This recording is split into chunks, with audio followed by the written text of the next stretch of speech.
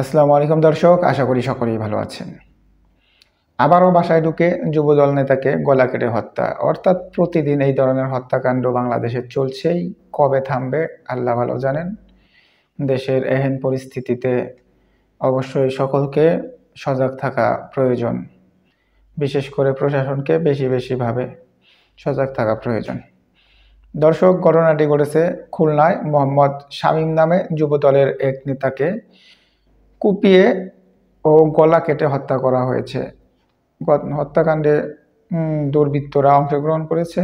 কি কারণে হত্যা করা হয়েছে এখনো চিহ্নিত করা যায়নি। দর্শক, যুবদল নেতাকে কুপানো হয়েছে, তারপরে গলা কেটে হত্যা করা হয়েছে।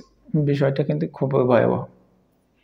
ঘটনাটি ঘটেছে শুক্রবার 22 আগস্ট দিবাগত রাতে ডুমুরিয়া উপজেলার 18 মাইল এলাকায় সৈয়দ ঈসা কলেজের পাশের বাসা ঢুকে ধারালো অস্ত্র দিয়ে তাকে কুপিয়ে এবং গলা কেটে হত্যা করা হয়েছে বলে জানিয়েছে পরিবারের সদস্যরা। অর্থাৎ উনি একটা ভাড়া বাসায় থাকতেন, সেই বাসার ভিতরে দুর্বৃত্তরা প্রবেশ করেছে এবং তাকে কুপিয়েছে প্রথমত, তারপরে গলা কেটে হত্যা করেছে।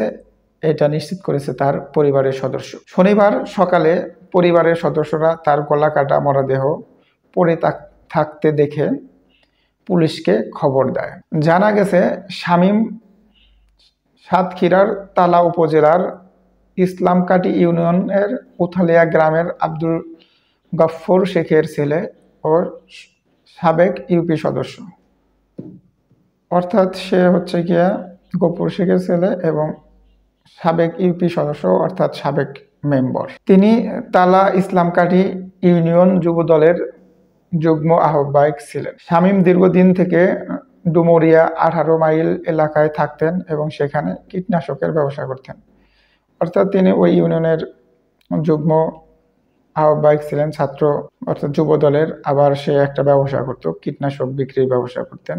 তালা উপজেলা যুবলীগের সিনিয়র যুগ্ম আহ্বায়ক সাইদুর রহমান সাইদ বলেন, এটি একটি পূর্ব পরিকল্পিত হত্যাকাণ্ড বলে মনে হচ্ছে। আমরা হত্যাকারীদের খুঁজে বের করতে আইন শৃঙ্খলা বাহিনীর কাছে দাবি জানাচ্ছি। ডুমুরিয়া থানার ওসি মাসুদ রানা জানান, খবর পেয়ে মরদেহ উদ্ধার করে ময়নাতদন্তের জন্য খুলনা মেডিকেল কলেজ হাসপাতালে পাঠানো হয়েছে। ঘটনাস্থলে অতিরিক্ত পুলিশ মোতায়েন করা হয়েছে। হত্যাকাণ্ডের কারণ সম্পর্কে এখনো নিশ্চিত কোনো কিছু পাওয়া যায়নি। পুলিশ বিষয়টাকে খতিয়ে দেখছে। অর্থাৎ দর্শক, যুবদল থেকে বলা হচ্ছে যে এটা পূর্ব পরিকল্পিত একটা হত্যাকাণ্ড। তার মনে হয় বেশ কিছু শত্রু ছিল, পূর্ব শত্রুর জের ধরে এই নির্মম হত্যাকাণ্ডটি সংঘটিত হয়েছে।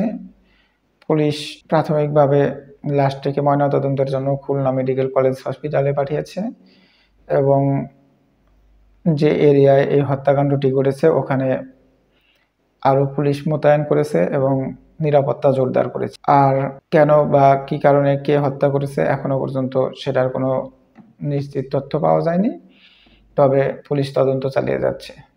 দর্শক, এই যে এইভাবে নির্মমভাবে বাসায় ঢুকে হত্যাকাণ্ড বিভিন্ন সময় আমরা দেখে থাকছি নিউজে, যে বিভিন্ন সময় ব্যবসায়ীদেরকে হত্যা করে পালাচ্ছে দুর্বৃত্তরা, অথবা পূর্ব শত্রুতার জের ধরেও অনেককে হত্যা করা হয়েছে। আমরা চাইব যে এই ধরনের হত্যার যেন দৃষ্টান্তমূলক শাস্তি হয়, যাতে কেউ এই ধরনের হত্যাকাণ্ডে আর অংশগ্রহণ করতে না পারে বা হত্যাকাণ্ড করার সাহস না পায়। দর্শক, আপনাদের এই বিষয়ে কোনো মতামত থাকলে অবশ্যই কমেন্টসে জানাবেন। ধন্যবাদ সকলকে। আসসালামু আলাইকুম।